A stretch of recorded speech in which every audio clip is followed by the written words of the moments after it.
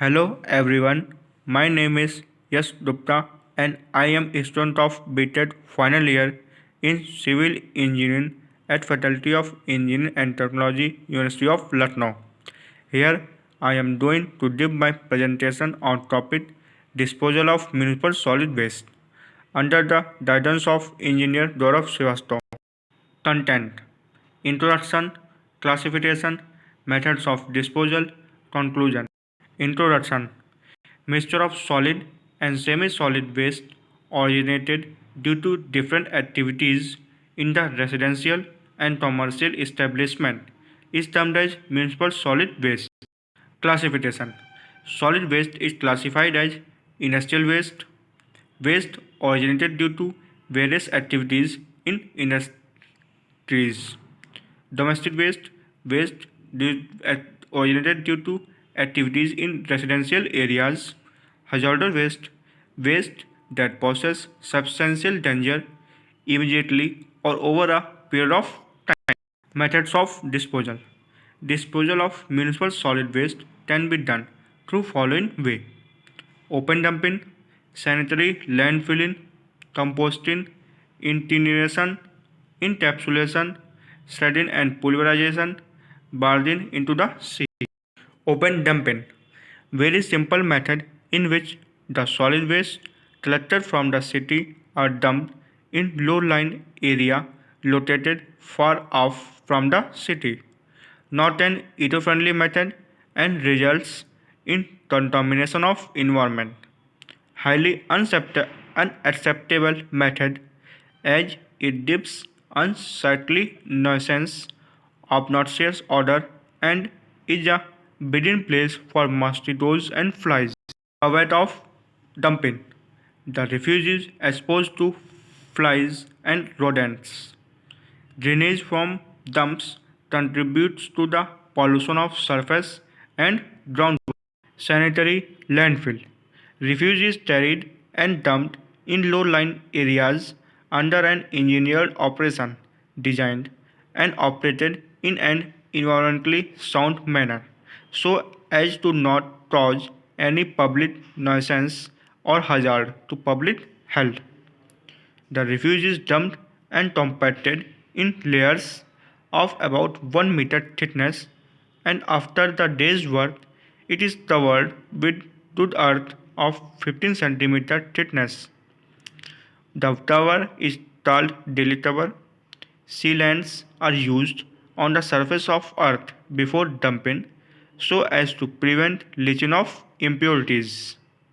Sealants used can be bitumen, asphalt, butyl chloride, vinyl chloride. DDT and insecticides are spread over the daily cover to prevent mosquito and fly breeding. Advantages: no costly plant required, low-lying waterlogged areas and quarry pits can be put to better use, no residues of byproducts left, hence further disposal not required. Disadvantage है continuous evaluation of foul gases, leachate is formed which may pollute the groundwater, low-lying areas may not be easily available.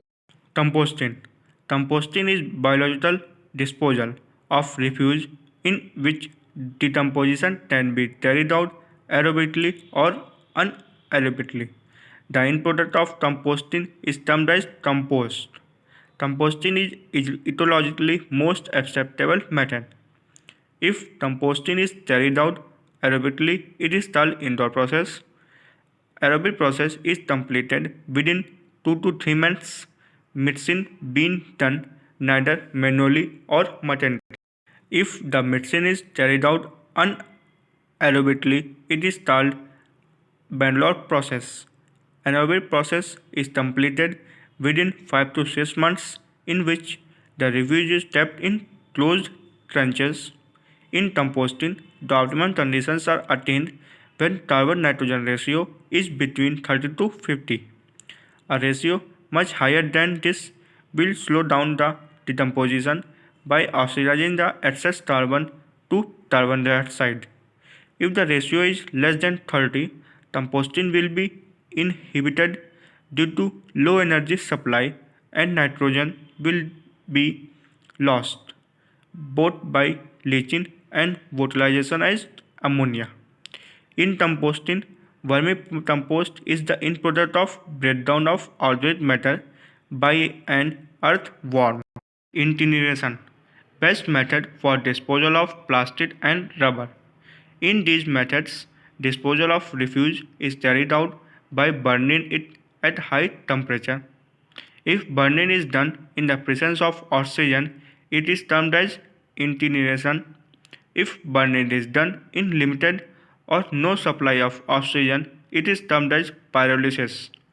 This method is adopted for refuse having high calorific value. Costless method, heavy power consumption. Encapsulation, solid particulate based material is coated with a thermoset resin which is compressed and curled to form a rigid core.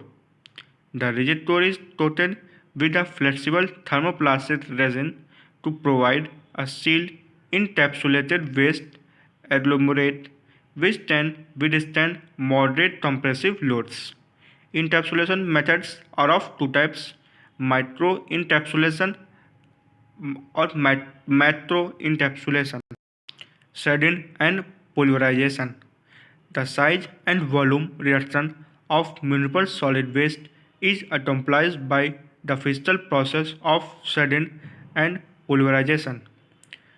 Shredding refers to the action of cutting and tearing. It is done by communicators. Pulverization refers to the action of crushing and grinding. It is done by macerators. Burning into the sea.